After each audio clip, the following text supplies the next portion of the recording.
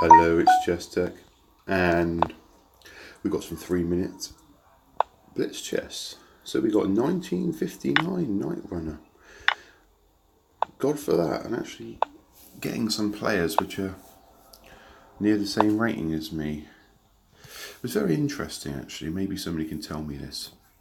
How it is that, well actually I think I know the reason for this, that I always get lots of players that are 200 points below me, not many that are around me, and never any that are 200 points more than me. So what I mean by that is, I can't even remember the last time I got to play somebody who was like over 2,000 or 2,100 and have a crack at them. But they're all allowed to have a crack at me. You know, I have to play all these 1,700 players all the time. Nobody loves me. No, but seriously, I suppose the reason for that is there's probably less 2,100 players around, so therefore it's harder to get a game. But you would have thought by now that you would get the odd one. And I get so worked up and excited when I do get one that I play like a complete douchebag. You know? So let's look at this position. It's a Scandinavian. He's gone for the line where you play an early bishop c4, and it's an okay line, but as long as black isn't too ambitious and just takes things nice and easy, there's nothing really to worry about. Now either he's consulting, he's going to play bishop f4. There's a discovery on my queen because he can't think of anything else to do. He's already well over a minute down on me. I mean, I've used 4 seconds in this game pretty much, or whatever it is, 5 seconds. So he's either gone to make a cup of tea. There we go, there it goes, bishop f4. So 2 choices here really. Drop the queen back, or you can play the queen up. And this person's, at least they're not using a computer. I don't think they are anyway. They actually have to think about the game. I mean, to have this much time advantage in a blitz game is pretty incredible, really. So all I need to do now is really swap a few pieces off and then start outplaying him. I really think I'll probably go for a3 now, hit my queen. Struggling to think of a really decent move, sort of a safe move. I can't take the pawn obviously, because then he'll just play rook b1 and then take my pawn. I don't really want that. So now here we go, he's cranking it up now. Show me what's what. So knight takes knight, knight takes knight. So now I can, there. Now you might hit it again. I've only got 30 seconds to hit it again. So, I mean, I don't actually like his position that much. If you look at it, okay, he's got a bit of activity going down there on the queen side. The rook's pawn's blasting down. His knight's not very well placed. I don't know whether he thinks we're playing a long game here, and he's forgotten that this is a blitz game. Or he's going to suddenly start playing really fast in the last few seconds of the game. Very strange behaviour.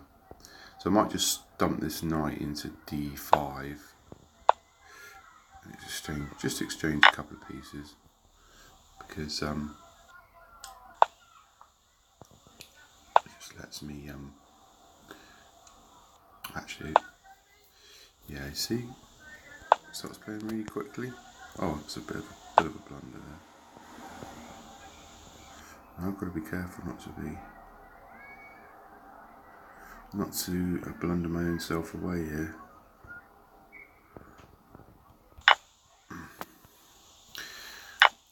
That's okay. There's a slightly awkwardly placed knight here. Have to give up the exchange there. So I just won that, really. He wasn't very happy about that, I could imagine. I mean, he started playing half decently at the end there. I've got another game. The same guy again. Okay, that's fair enough. He's probably going to start drying now. Play really. He won't be happy about that. I think he's obviously a good player. Yeah, anybody who plays this like immediate C5 line is black against London knows what they're doing generally.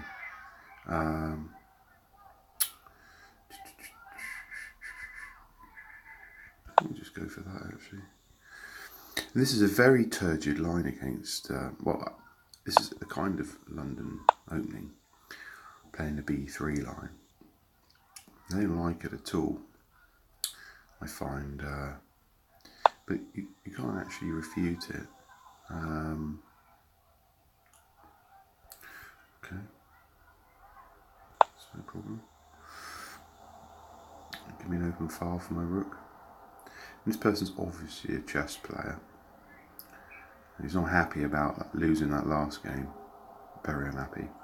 So I need to castle now, and then we're pretty much job done. And I don't actually think, I think it's pretty much equal.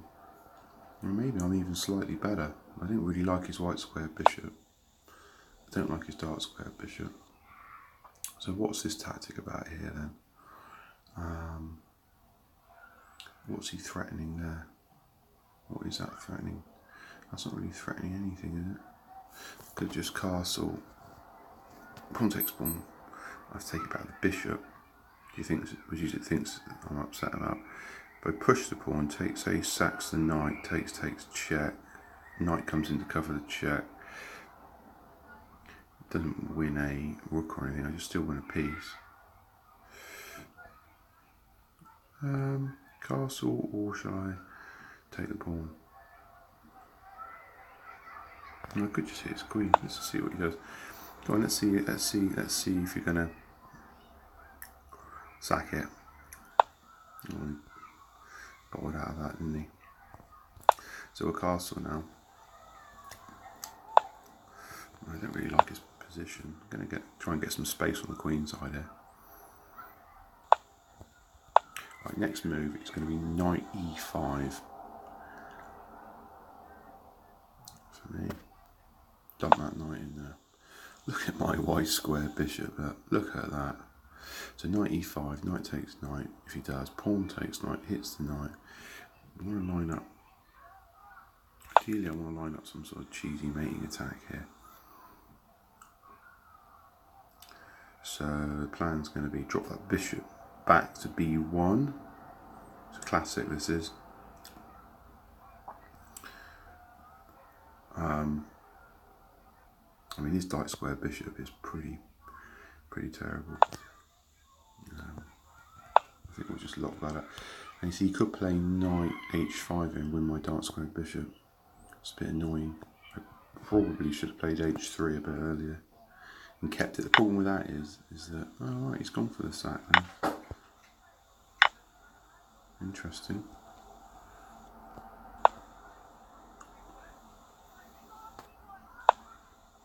It's a very interesting sacrifice, isn't it? So we'll dump that in. Take it with a pawn if he takes my knight. Okay. So we didn't want to take it.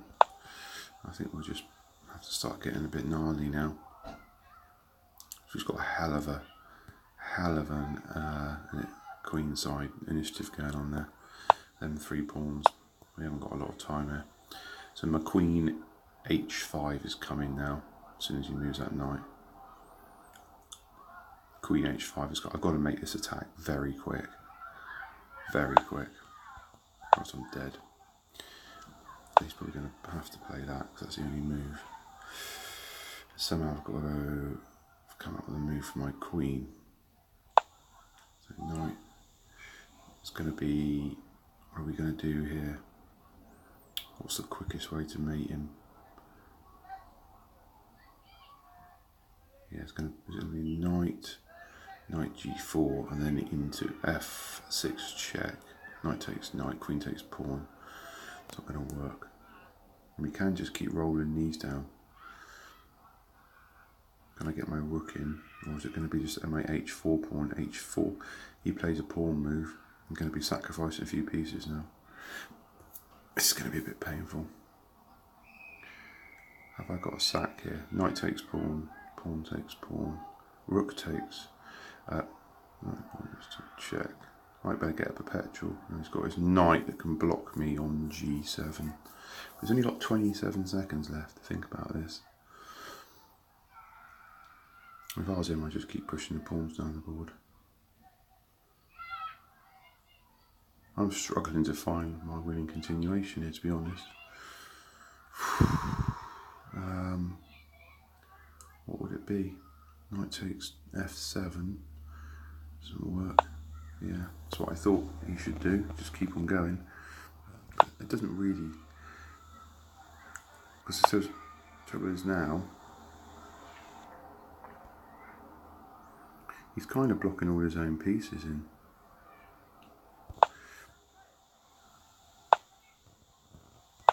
Now I might have a threat, because I've got knight takes pawn.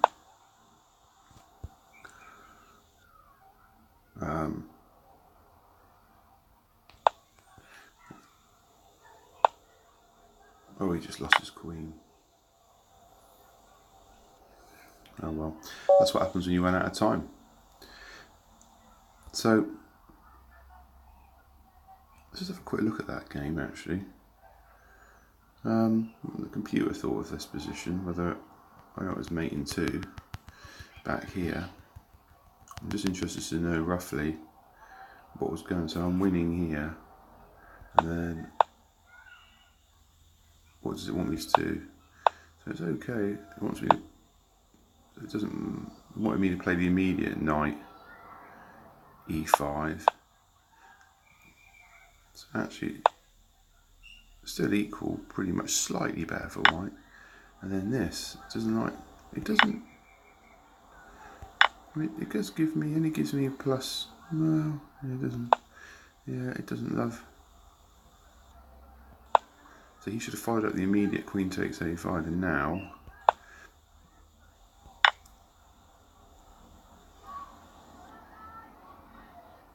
it doesn't mind my. Does it mind my g4? It preferred the immediate mate. So if I did that, what does he play then? It's not the immediate mate, but that was a threat. So I did actually play that, and then he plays that. I play that. Still thinks I'm better here. It likes that, so I actually played. I played a reasonable continuation here, and he played that, and I played that. So I'm doing the computer moves here, +4 nearly. And what should I have done here? Just moved. Still okay for me. Yeah. Still better for me, but not. Just a little bit dodgy now. Right, so the knight comes back in there. That's the killer. What did I play? I did that. Still okay, that. So the knight comes back in there, and what's his reply to that? He has to go there. Then I play there. And he has to take. Let's take. Let's take. But I still got this problem with queenside. We got that. And he goes back. I'm just trying to see. It's quite an interesting attack. This one. I mean, it's quite difficult. Presumably he gets his pawns. He can't push his pawns. This is a problem. It's too slow. And then what's the killer? It's just piling up the pieces on this file here. Interesting. So it is. I've got to do a bit of manoeuvring, but you see, I just thought he'd be able to roll those pawns down, but he hasn't just quite got the move, and his knight's blocking them, and my bishop's covering the danger pawn. He's just one move away, so the bishop comes back to block, and in. It's just going to be a knight manoeuvring and getting in a position, isn't it? Yeah, pile up the rooks on the farm, blah, blah, blah. Okay, well, I hope you enjoyed these couple of games. And any comments or questions, leave them on YouTube. See you soon.